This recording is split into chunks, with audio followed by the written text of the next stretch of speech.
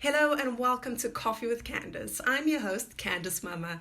Today I speak to none other than Jaco De Bruyn. He has been called the most influential fitness figure in the world. I speak to him today about how he built a bodybuilding empire and how he amassed a following of almost 5 million people, the population of some small cities. So without further ado, How are you? I'm great. How are you? I'm very good, thank you. Yeah, Good. good Oh, to actually talk to each other for the yeah. first time. And it's such a small world because when you messaged me, I remember that Kieran that filmed you guys. It's like, oh, I Yeah. remember this girl. Like I couldn't place it at first, and I was like, I do know you from somewhere. And then Kieran said, no, this is the lady that you guys filmed for um, Future Self, which is amazing. Small world. Oh man, I was so happy. Like you have no idea how happy I was when you're like, I think I know who you are. And I was like, me?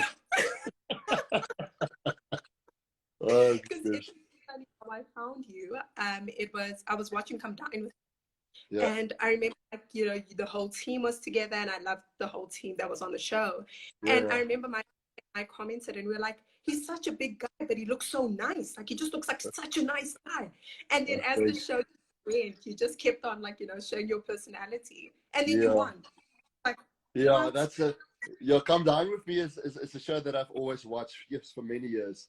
And when I had the opportunity to be on there, I told myself I'm doing this, and it's something completely out of my comfort zone. It's not something that you know I'm very good at making food, which I will give credit to myself. But to be in an environment where you with random people like a reality show, that was drove me like to make the decision I'm doing this. But so my main goal was just to win this. I didn't care what else happened. But yeah, it was so much fun. We were like really four amazing people, four different characters. Um, and I think we really got on well. I had such a laugh. I was so anxious before the show started because Yeah. it was filmed I think about 3 months ago, so you completely forget what you said, and I was so nervous that I might have said something that doesn't suit my character, you know. And then yeah, it was all so much fun. I literally laughed, and I had some good exposure from that, which was great. No, it was fantastic. And the team, your guys' humor was just fantastic. I loved it. But Yeah, it Yaku, was fun. I didn't just want to speak to you about Come Dine with Me because obviously you have done insanely well for yourself. And the Thank first thing I always think when I see someone like you who's done so well and accumulated so much success is this doesn't happen overnight, number one, and this you. doesn't Yeah, happen by mistake. So I yeah. want to really speak to you about it and just speak to you, like who is you? Like where do you come from and how did you get to this point? Okay, Candice, I hope you've got a lot of time because I've got quite a story to I've, tell. I've got my meal. Candice, like I've come from a modeling background, so I've done extremely well back in the day, in my early 20s in modeling. I've done I specialized a lot in ramp modeling, fashion. I was always this small, skinny guy that was perfect suited for ramp modeling. And it's something that I really enjoyed and something I did really well in South Africa. Then I went a little bit overseas to, fulfill my dreams in the modeling career. But, as you grow, I always had this passion of training and being fit. And unfortunately, in the modeling career, like I'm speaking for myself, is that, the more muscle you gain in the modeling industry, the less they're starting to use you because you're becoming too big. Um, but yeah, even before that, I had a phone call in 2008 where a lady said, no, she really wants me to do um, a big show in Pretoria, Mr. Pretoria. And they're doing it in all regions all around South Africa, Mr. Pretoria, Mr. Joburg, Mr. Durban, Mr. Cape Town, and all the main cities in the country. And I thought like, yeah, I do modeling, but pageants isn't really my thing, and it's not something that I felt comfortable in doing.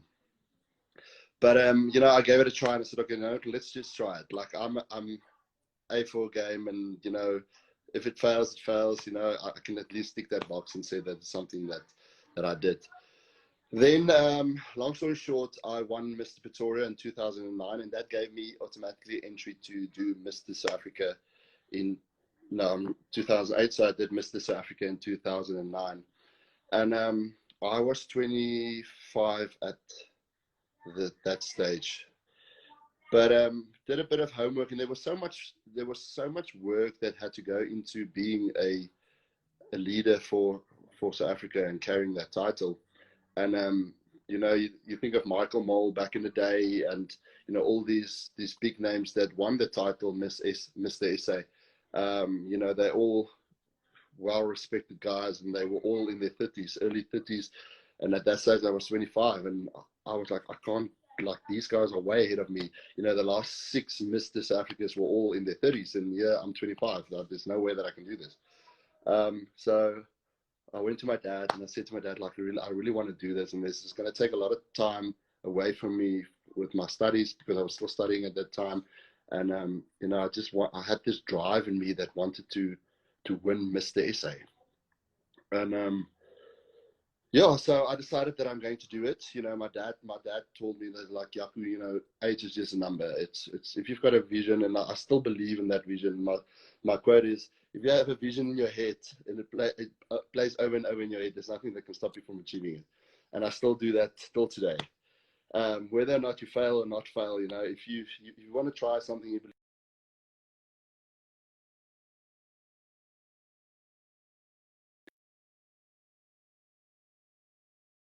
So I did Mr. SA, and you know, I did got involved in the community, and you know, chose my charity of choice, where I wanted to work with intellectual disabled people, rather, because you know, the government doesn't fund those type of charities. I tried everything, you know, like homeless, but all of these charity organizations get some sort of fund from the government, where intellectual disabled didn't. So that was my main focus point, and that was for me a big challenge, because you work with people that are full grown men and women, you know, like our age now, 30, 35, but they've got an age of 4 years in their acting, you know. So it was hard to deal with the people, because they're strong people. But nonetheless, that was my challenge, and that's why I wanted to be involved with that. But anyway, so Mr. SA came, and you're like, I'm born bred pure Afrikaans, and you get to the top 5, and you know that you got to pick a judge, and they ask you a question. So that was, oh my god, that was like, I still remember it like yesterday. Like, my English was probably horrendous back, well, 10 years ago. And that I think that was one of the reasons why I did not win. So I placed first runner up that year, and it was the biggest disappointment of my life, because I'm young, you know, I'm inexperienced, and everything I ever wanted at that age I always achieved.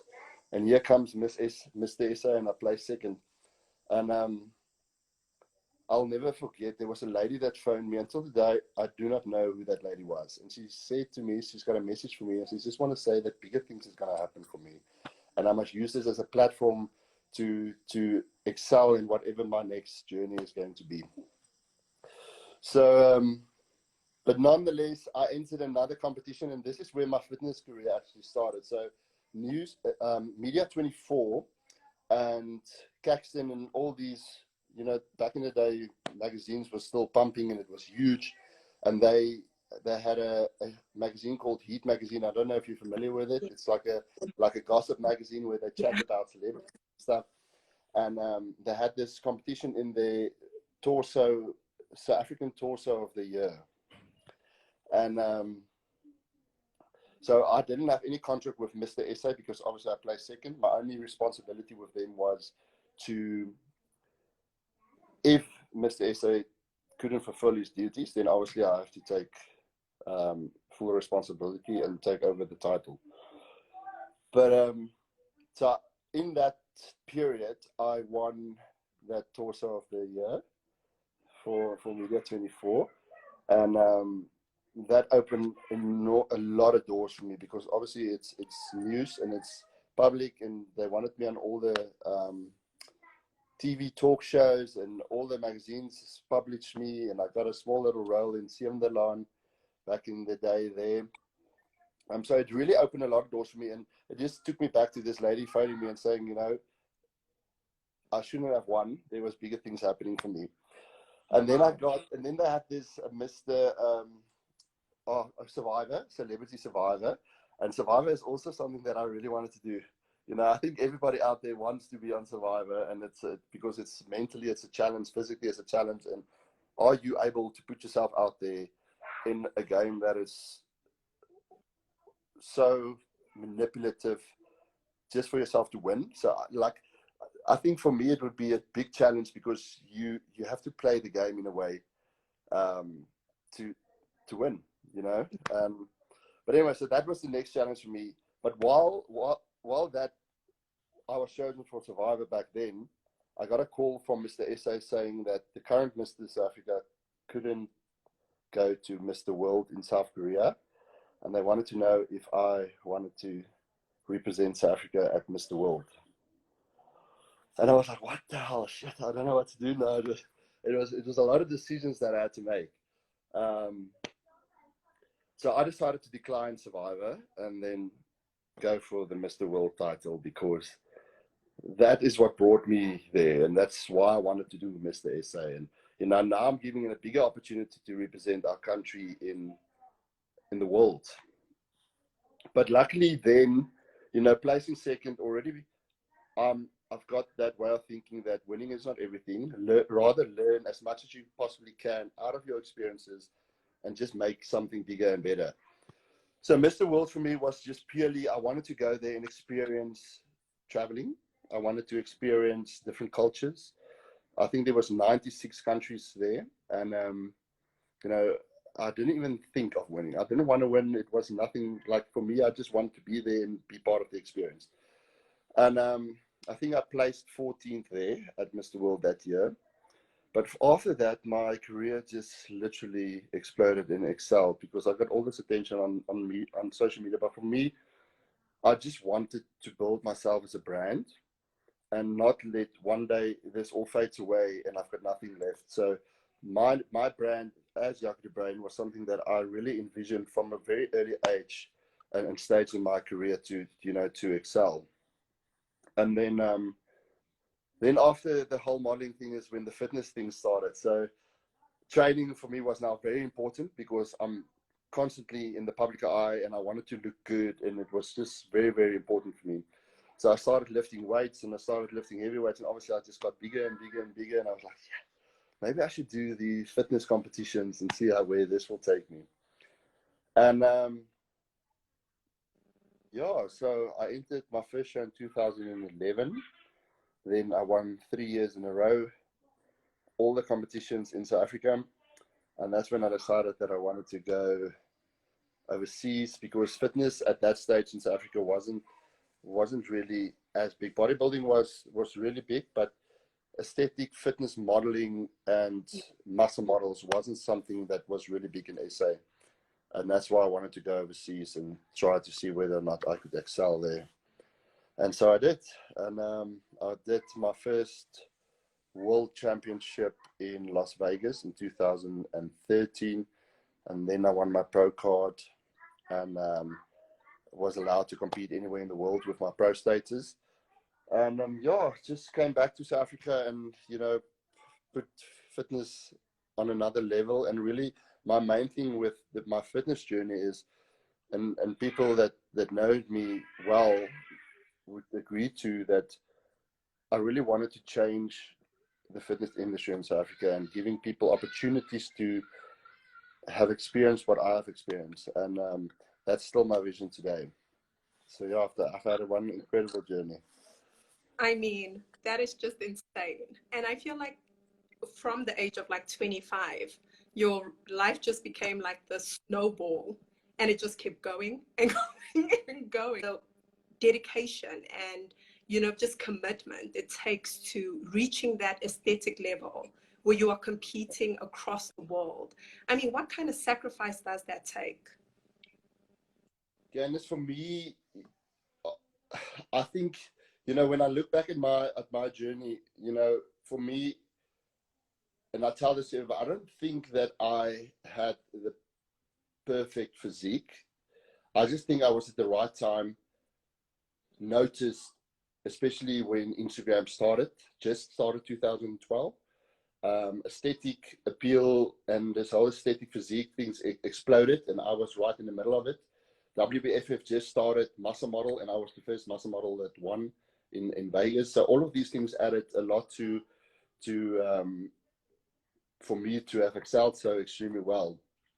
But that drove me to always try and be the most aesthetic person and always being in the tip-top shape of my life. So that's something that stood in the back of my head constantly, and that's what pushed me like to my ultimate. Like this I have to always be 100% dedicated when it comes to my diet, 100% dedicated when it comes to my training. And I didn't know a lot about dieting. I didn't know a lot about training. Like everything was self-taught. I bought books, I read, I Googled, YouTube, everything was just self-taught on how to train and how to just teach myself how to be better. And, there's so much information on the internet now. Even now, I mean, if I look at guys that was my age now, how incredible they are. Like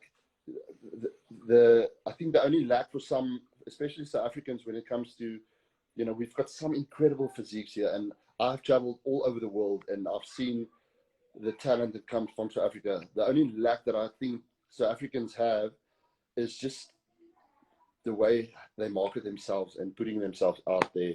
I think it's become a very fine line in, marketing yourself and, being an influencer. Like, I actually hate that word, influencer, because there's so much more than just influencing people. There's work ethic, there's your journey, the story that you tell, where you come from, the experiences you've had, your failures, and all of that adds so much to being somebody that actually inspires people. And that's worth being listened to, right? And yeah. I mean, you've got a combined following between Facebook and Instagram, almost 5 million people. I mean, how does that feel? Like, knowing that 5 million people are watching what you do? That sounds daunting to me. Like, yeah, it is. And I think I don't even, like, I forget sometimes that I've got so many followers. My attention's driven slightly away from Facebook, and I know my biggest following is on Facebook, but that's where my whole journey started.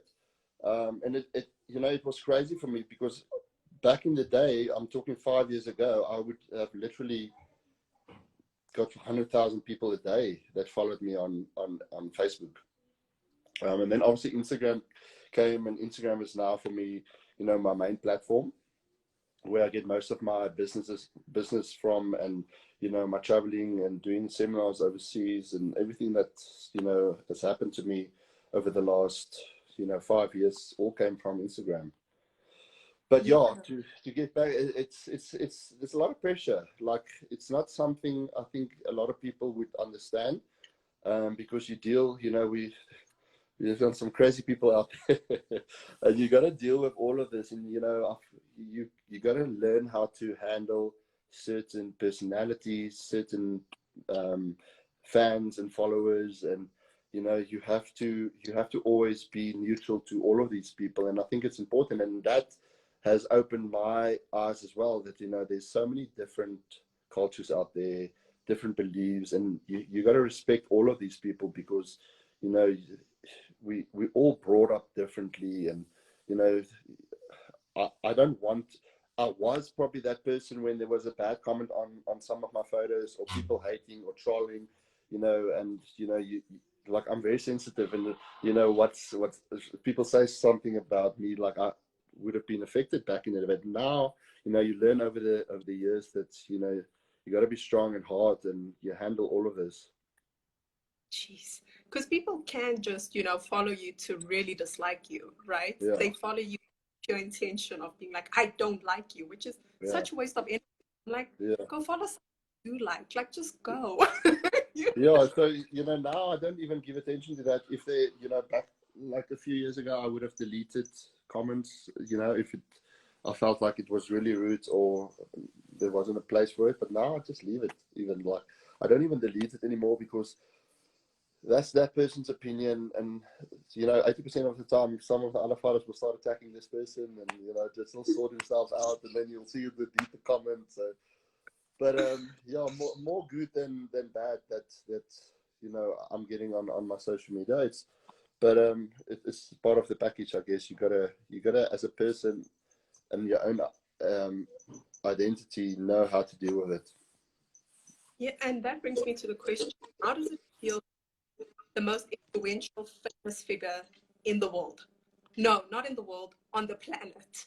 Like, how does that? I think there's a lot more that surpasses me. I feel I know I've done well, and the industry is so big now that like there's a lot of people even higher than me. But one thing that I'm really proud of, and I'm saying that with an open heart, is that I'm one of the South Africans that's really done well internationally, and locally, and I'm proud of being known and pinpointed as that person, because that makes me feel proud that I've done something right and I've really had an influence in the fitness industry.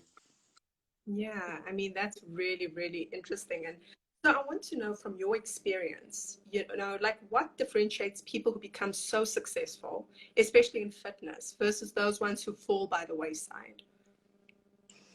Yeah, Candice, I think it's a difficult question to answer, because like I've mentioned to you earlier, there's so many people that's got way better physique than myself and a lot of other influencers in South Africa.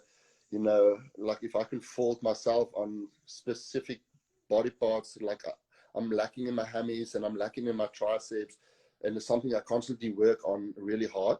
And then you get these athletes that come out of nowhere and they look absolutely incredible, but they're nowhere and nobody knows about them. And I think the difference comes in is marketing yourself in a way that you inspire people, and always share knowledge and share your experience and telling a story. I think a lot of people, especially coming from South Africa, I think, because when I go overseas, everybody is doing the same thing and everybody is successful in what they're doing, because the one sees, like, monkey see, monkey do, and in certain countries is work. But in South Africa, I think because we come from such a culture background where a traditional background where we're very scared to express ourselves, and put a camera in front of your face and just talking and being who you are. I think South Africans find that hard, and I found it hard doing it, because it's weird. Like, why this guy talking is on his phone, is in the gym, or is but I think it's because we come from a background where we expresses your feelings and being genuine and just allowing yourself to be yourself, because everybody would say something about you, and and we come from a depressed background, South Africa. And I think that's why, where the difference came in from me, as where I forced myself to be different, and just express yourself and be who you are. And if one fitness person said, this is how you eat your oats in the morning, and I say, this is how I eat my oats in the morning, what's the difference? It works for me, and what works for him is, there's a story behind everything, and everybody is different, everybody reacts different. And I think that's the main thing. But marketing yourself as an individual was the thing that I really focused, like I mentioned to you, very, very early in my career. I wanted to build a brand around my experiences and my achievements and my accolades. And also the biggest thing is wanting to build the sport in which I excelled so well, locally and internationally. And that was the main thing for me. I brought WBFF to South Africa many years ago. I had amazing business partners to help this make possible. The first year that we had WBFF South Africa on home ground at the Big Top Arena in Carnival City, I had over 3,000 people in the audience, which is unheard of for a bodybuilding and fitness event. And that was my vision. That's what I wanted to give back to the sport. And I think that's where the difference comes in. There's so many athletes that, you know, they've got beautiful physiques, they're beautiful people, but they've got so much expectations of, they've won one show and now they want everything to just fall on their laps. And the world doesn't work like that. Like, I believe that once you think that you're bigger than the sport, you're not going to excel and you're not going to do well. And it's not just in this industry. I think it's in any field, any industry that you are. Like, whatever you're passionate about, you need to also bring your part and try and build what you believe in, what you're good at. Geez, and how is the WBFF growing in South Africa? Are there more people So, interested in it?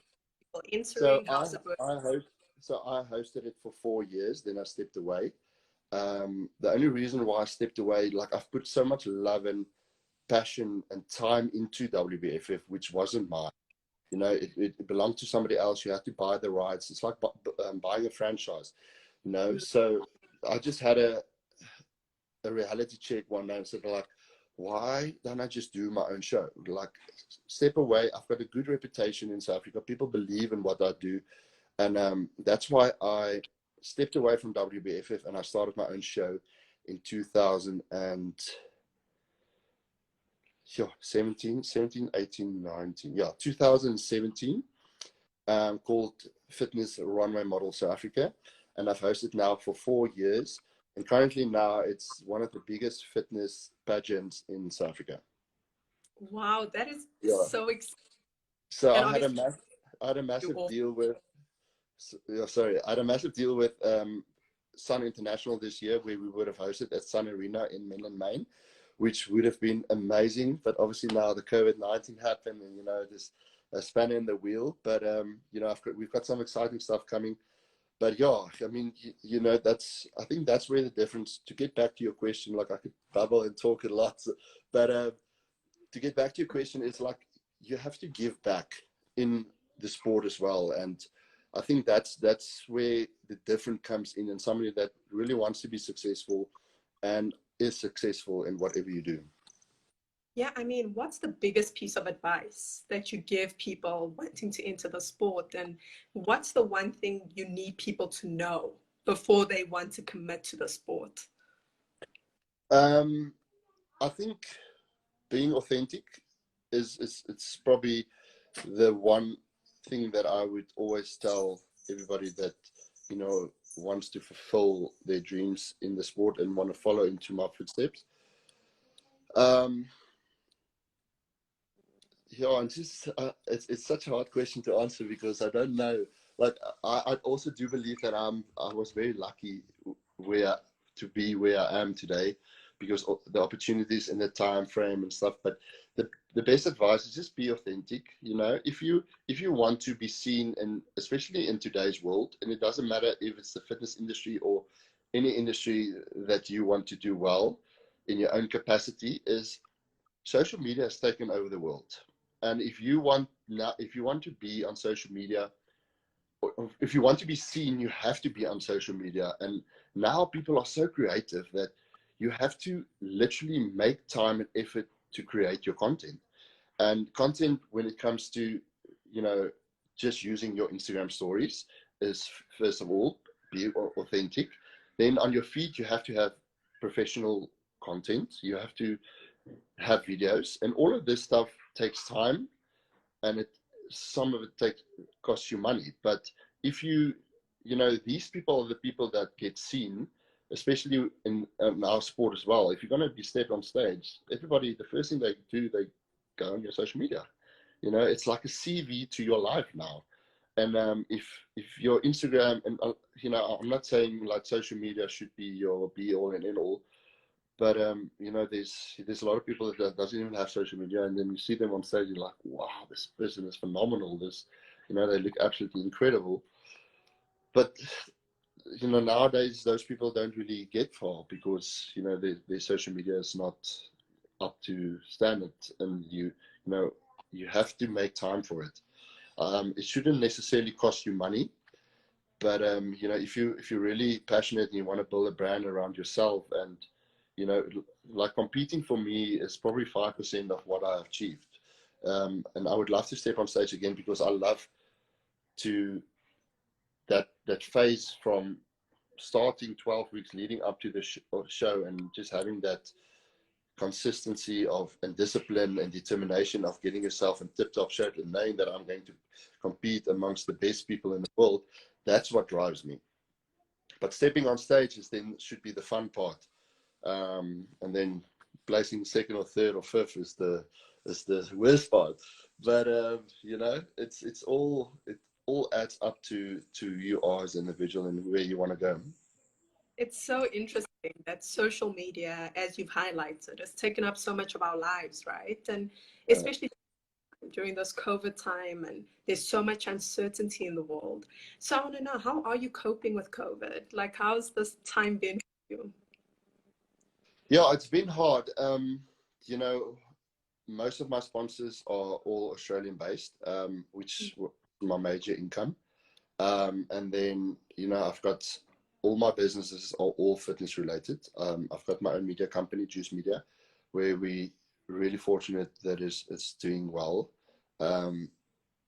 Then my show that was cancelled, and then most of my online clients and people that I actually train, you know, they lost motivation and dedication, and it becomes a luxury, you know. So, you know, everybody in the world were affected by COVID, whether or not it was financially, emotionally, you know, it's something that everybody had to deal with.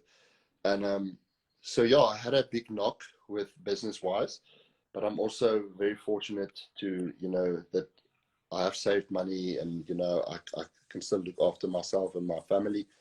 Um, During this period, obviously it needs to end very soon, so that we can all carry on with our normal lives again.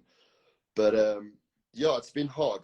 You know, I've got two beautiful boys, and it's been a challenge for me and my wife with homeschooling and just aligning our times and trying to save our businesses, and, you know, trying to motivate all the online clients to still train. And, you know, it's been a challenge in every single aspect of what I do. But yeah, there's hope, and there's new opportunities now, and you know, we're all moving forward and we're all adapting. I think that was the biggest thing. The uncertainty for me is now past. Like, I'm not uncertain of what I want anymore, although it was something that I'm not going to deny was something that really was like a big cross, like what's happening to the world. But now I've pushed that away, because I don't watch news, anything. I'm just focusing what I want to do and where I want to go, and block out all negativity and bad news, because that's the one thing that pulls the people back. And, you know, focus on what you're rather good at and not what you can't control. Mm. And how have you been keeping motivated? I mean, you know, just told us, and I think you're so right. All of us are feeling it in some way or another. And, you know, I think it's always good to know how each of us are staying motivated during this time. Yeah, yeah. In me, like, I've lost motivation like 7 weeks after with the lockdown. You know, I've pushed my. I was probably the worst.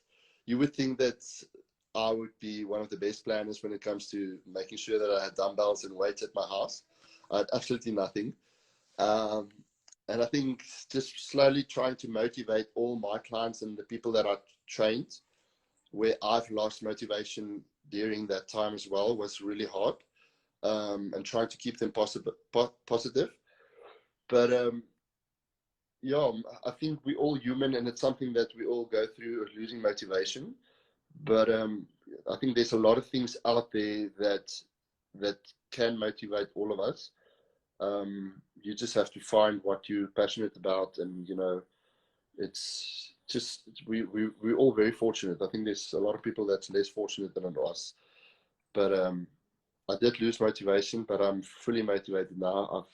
I've built a gym here at my house. I'm all sorted. I can train, and that's very important for me. As soon as I trained, you know, everything just changed. My mind shift changed. I'm motivated. I know I've got new goals. So I think to get back to your question is just find what you love and what drives you. Put all your attention into that, and everything just all around it changes. You know, I think a negative mindset is something that pulls everybody back, and you lose sight, and it's hard, and it's normal, and it happens, and we all go through the same thing. And I think that's one thing that I've learned out of this whole experience is like how fortunate and grateful we actually should be for little things in life that we all took for granted. That is so true. So coming on to something a lot lighter, if we were to step into your, what music would you be pumping? Like, what are we like lifting to? Yeah. So, I like trance. I like dance music. Yeah. Like yesterday, I thought, now I'm an 80s baby, so I thought that I'm gonna put on some 80s music. So yesterday I trained on 80s. So I think it's just what mood I want to be in. But I like something that's like really fast and loud and just makes the blood pump. That's something that I would listen to. Yeah. So do you like, or do you ever like just stop midway and you just like go into like a disco, or like too motivated for that? No, like in between sets, I'll like have a little bit of a swivel and just enjoy the music. Like the gym is my happy place. Like if I'm in there, like I literally lose sight of anything that bothers me, and it's just me and the weights, and I really just make sure that I train at least an hour. And that's one thing that I've done during the lockdown, even though I didn't have any weights. Just to be mentally strong, I made sure that I put away 40 to 60 minutes away from myself to just try and go do the body weight thing, which I hated. But it's something that put me outside of my comfort zone as well. And, I actually started enjoying it. It's just to get in tune with your own body. And it's like, if you go watch my stories now, you'll see I'll literally post every day. I do mobility workouts where I just stretch and, get in tune with my own body, which I've never done. And you would expect somebody that's fitness orientated that would do something like this, but I literally just went into the gym and trained heavy weights where I never really stretches and got in tune with my body, and just like it's like, what do you call meditating. So yeah, something that I really focus on. It's like I learned so much of myself during the lockdown that it's like I'm happy with and I've got new goals and new stuff that I want to achieve now. Oh, it's fantastic. It makes me want to like stretch a bit more. Yeah, you must come train. I've got a nice little setup, and I'll put you through a lacquer session. Considering I haven't even, I don't think I've tried. The only thing that I've got on my side is genetics. I'm like, thank God I'm skinny, because if I was, I'd just be like rolling onto the screen. Never get to a point. But do you ever look at yourself in the mirror and you're like, yeah, this is it. I've hit that goal. I'm happy. Yeah, I don't think I'm ever happy. I always have a vision, and then I try to achieve that vision, and then I do, and then I'm like, okay, no, I could do better, and then. But when I look back at my achievements, and it's like sometimes you forget where you came from, and you forget the path that you've walked to be where you are now, and that makes me proud, and that makes me happy. But I'm still like, I'm 36 now, and now I'm asking myself, shit, I'm only halfway. What am I going to do now? What is next, and what success is going to achieve from 36 on to whatever age I'm going to get to. But it's that's now intimidating for me. Like I feel like I've like forced and pushed myself to the extreme in the last 10 years. So what's next? What can I do next to to just up my game and be even better? Oh my, and I think all of us are excited for that. And I can recommend that you should write a book. I could recommend getting into a movie. Like, I mean, those are just things. I would love to write a book. Yeah, like it's something that I would do. I haven't, like Mark actually told me that I should write a book. Amazing people. But yeah, it's definitely something that I would look into. Like, I just don't know what I would write about. Well, that helps. That's a great beginning point. You would write about yourself. Yeah. Yeah, that's a bit scary. Like, but yeah, I would definitely put some thought into that. Yeah, and I mean, when you do write your book, please do like write about you. Like, yeah, it's great. We need exercises, and give us that book too. But then give us Yeah. like the Jaco memoir. Like that's Yeah. what Yeah, that's awesome. Yeah, definitely. you can call it the first 36. So then that would be the first 36 years of your life. And then the Yeah. 36, we'll see. We'll see. We'll be on the journey watching you. Yeah, no pressure, eh? I mean, it's Yeah. just me and a couple of friends that are on this chat. Like no one's gonna remember this. Wink, wink. Yeah. I'll keep you up to it. Yeah, let's do it. I'm game. Yeah, well now I know everything. Your Instagram, I know we know the same people, so I will hunt you down. We're getting this book, getting it. I'm Yeah, doing you're it for, gonna probably say, Yaku, where's your book? Where's your book? I'm gonna say I have it on camera. This is you. This is you. Yeah. Oh Great. man. Then I'm up for that. Thank you so, so much for your time, for your vulnerability, for your truth. I've learned so much. And I look forward to interviewing you again, this time Yeah. with your book. Like, Yeah, I was excited to chat to you. I mean, Kieran told me, no, we haven't even spoken about your background, your story, but I know that you also have one incredible story that you want to tell the world, and it's awesome to hear that there's people out there that's so passionate about where they come from and the experiences and what they've done. It's really cool. oh, thank you, Yaku. But I appreciate you. I think you should say bye to all the people that have been here commenting, telling you your body's amazing. I want to get to that So, point yeah. in life where I go on live and everyone's just like, Candice, your body's insane. That's my goal for the next 36. But anyway, yeah, thank you, Candice. Thank you for everybody that tuned in. It was awesome to chat to you and to tell you a little bit about myself. I really appreciate it. I do. Take care and big hugs to your wife. What an incredible interview with a phenomenal person. I hope you guys learned as much as I did from speaking to Yaku. And as usual, if you've liked this episode, please do like, share, subscribe. I so look forward to speaking to you on the next episode.